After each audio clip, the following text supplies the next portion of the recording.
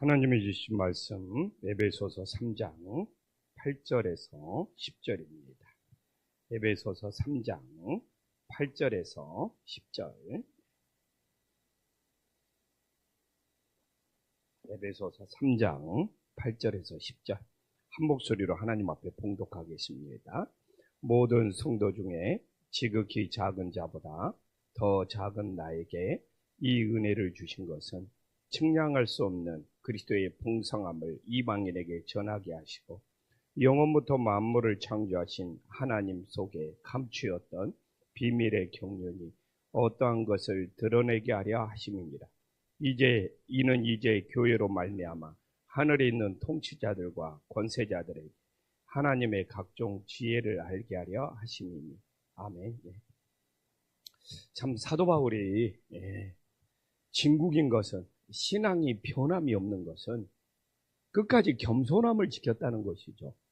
사도 바울처럼 하나님께 큰 그릇으로 쓰임받은 사람이 어디가 있습니까? 그러나 오늘 우리는 3장 8절을 보면서 어떻게 그렇게 대단한 자기한테, 사도 바울한테 막 능력이 나타나고 막 권능이 나타나고 사도 바울의 막 앞치마만 가져가도 막 죽은 자가 살아나고 유두고가 막 지붕에서 어떻게 창가에서 떨어져서 죽었는데도 그 죽은 자를 살리고, 어떻게 그렇게 사도 바울은 대단한 능력이 나타나고 또 이렇게 그냥 복음을 전하기 위해서 그렇게 하나님 앞에 쓰임받았는데 어떻게 이렇게 8절처럼 하나님 앞에 겸손함을 잃어버리지 않았는지.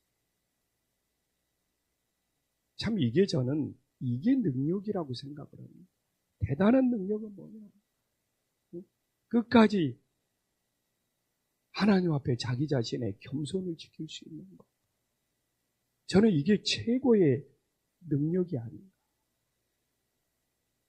그래서 저에게도 제가 막 목사로서 막 능력이 나타나요. 근데 겸손함을 잃어버린다. 차라리 능력이 나타나지 않고 겸손함을 지켰을 때가 더 큰 주님의 사랑이 될 수 있는 것이죠. 그래서 어떻게 보면 이 에베소서를 썼을 때가 사도 바울의 능력이 제일 많이 나타날 때였습니다. 진짜로. 어떻게 보면 사도 바울도 초창기가 있고 또 중간이 있고 말년이 있는데, 갈라디아서를 쓸 때가 초창기였어요. 에베소를 쓸 때가 최고의 정점. 그 다음에 디모데 후서를 쓰고 사도 바울은 순교를 했죠. 그러면 능력이 제일 많이 나타날 이 시절에 오늘 우리가 8절에 보면 모든 성도 중에 지극히 작은 자보다 더 작은 나에게. 그러니까 이 고백을 어느 때 했느냐도 중요한 거죠. 뭐 인생의 말년도 아니고 하나님의 부르심을 받았던 초창기도 아니고, 어떻게 보면 사도 바울의 최고의 전성기에 최고의 능력이 많이 나타났을 때, 어떻게 보면 초대교회에서 이 에베소를 썼을 때가 사도 바울이 최고의 영향력을 미쳤을 때. 근데 그 시점에 그냥 우리가 이렇게 8절을 보면 머리가 저절로 숙여지지 않습니다.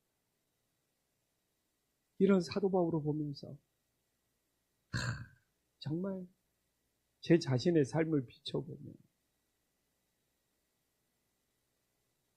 정말 내 자신의 주제 파악을 못한다면 그것이 가장 큰 부끄러움이 아닌가. 근데 사도 바울이 이렇게 모든 성도 중에 지극히 작은 자보다 더 작은 나이, 이렇게 겸손히 자기 자신을 낮출 수 있었다.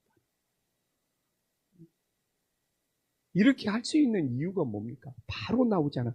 은혜에 내게 주신 하나님의 은혜의 선물을, 이 은혜를 주신 것. 이게 7절에도 은혜가 나오거든요. 8절에도 은혜가 나오거든요.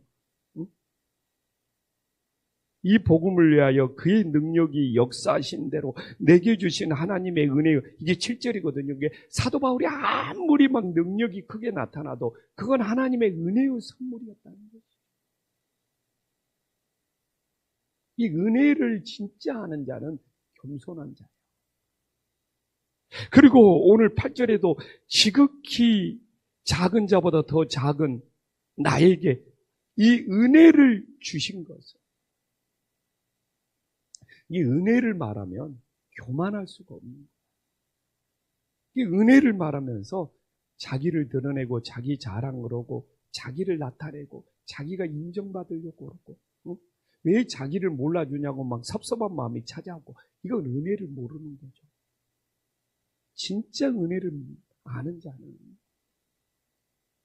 자기를 가장 낮출 수 있는 것이죠. 막 우리가 은혜를 말하지 않고 살아가는 그리스도인들이 누가 있습니까? 근데 은혜를 말하는데 왜 나를 몰라줘? 왜 나를 뭐 인정 안 해줘? 이 교회는 나를 뭐 알아주지 않는다. 뭐 권사님들, 뭐 성도님들 사이에 왜 저 사람이 나를 무시해? 왜 막 그런 거 있잖아요. 그건 은혜를 말하고 있지만 진짜 주님이 주신 은혜를 모르는 것이죠. 사도 바울처럼 은혜를 안다면 오히려 내가 드러나지 않고 내가 오히려 인정받지 못하고 사람들이 나를 몰라주고 은혜를 안다면 하나님이 나를 이렇게 낮춰주시고 있구나. 그러면서 오히려 더 감사할 수 있는 은혜를 말하지만 진짜 은혜를 모르니까 내 이 알량한 자존심, 뭐 나를 무시했네, 나한테 뭐 상처 줬네, 저 사람이 말로 나한테 뭐 시비 걸었네, 이건 은혜를 모르니까. 진짜 은혜를 안다면 그런 말을 통해서 나를 낮춰주셔서 감사합니다, 이렇게 해야지 진짜 은혜를 아는 것이죠. 혹시 교만할까 봐 저 사람이 나한테 저런 말을 나한테 줌으로써 혹시 교만할까 봐 하나님이 나를 낮추시고 있네, 이게 은혜를 아는 자더라고요. 내 이 고백은 내가 배워가는 거예요. 이 목사님 세계에서도 한 목사도 알지만 괜히 전화 걸어가지고 나한테 시비 거는 목사도 있어요. 진짜입니다. 나는 활동도 별로 안 하는데 괜히 그냥 전화 넣어가지고 조영식 목사는 왜 그러냐고 괜히 트집 잡는 목사도 있어요. 근데 예전에는 진짜 그게 속상했어요. 그래서 한 목사한테 막 하소연을 하는 거죠. 아니 그 목사는 왜 관련도 없는 나한테 전화 걸어가지고 왜 이렇게 내 속을 뒤집어 놓냐. 근데 지금은 하나님이 내가 혹시 교만할까 봐 그 사람의 어떤 그 시비 거는 말을 통해서, 트집 잡는 말을 통해서 나를 돌아보게 하시고 하나님이 나를 낮추시는구나. 제가 이게 새벽마다 사도 바울을, 바울 서신을 전하면서 깨닫는 진짜 은혜입니다. 예전에는 막 하루 종일 기분이 나빴죠. 아니 자기가 선배면 선배지, 나한테 해준 거 뭐 있다고 진짜 그렇거든요. 아니 왜 내 트집을 잡아 하면서 막 기분이 안 좋아가지고 막 또 속을 털어놔야 되니까 막 한 목사한테 그 목사 왜 그러냐고 막 그 뭐 한 목사가 원래 그런 목사잖아요 막 그렇게 하면서. 근데 지금은 그걸 통해서 하나님이 나를 낮추시는구나. 진짜입니다. 혹시 내가 자고할까봐, 오만할까봐, 교만할까봐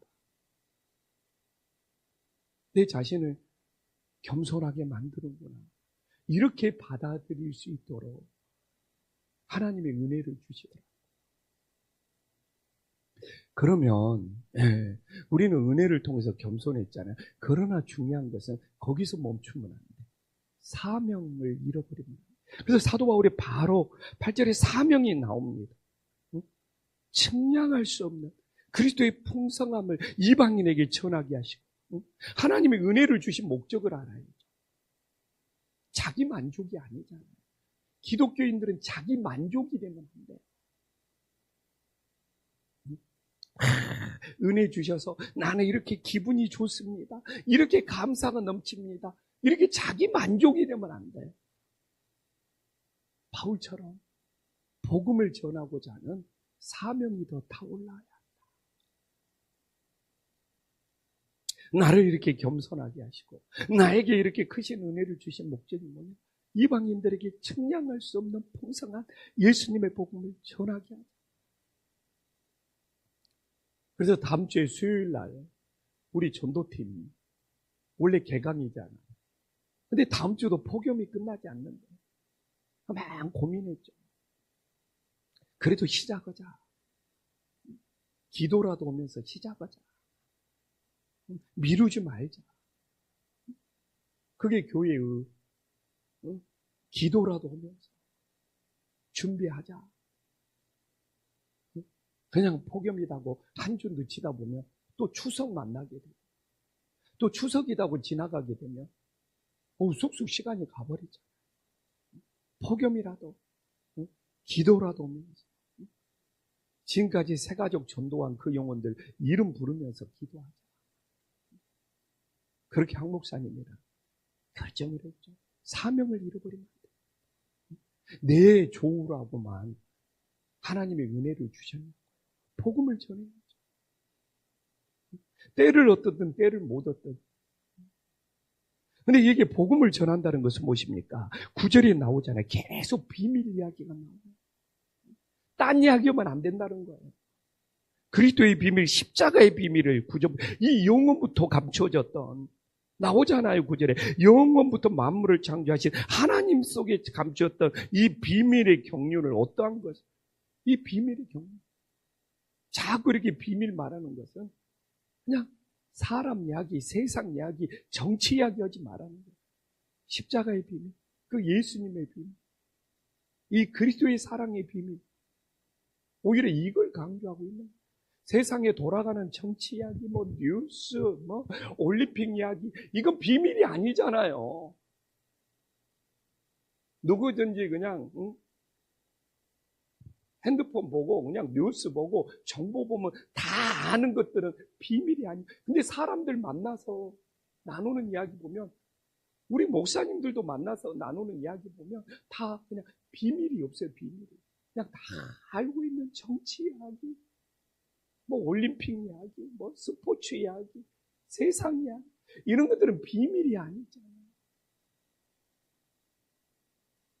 그래서 나는 이번에 에베소를 보면서 왜 자꾸 비밀이라는 거냐 하느냐? 세상 이야기가 아니다.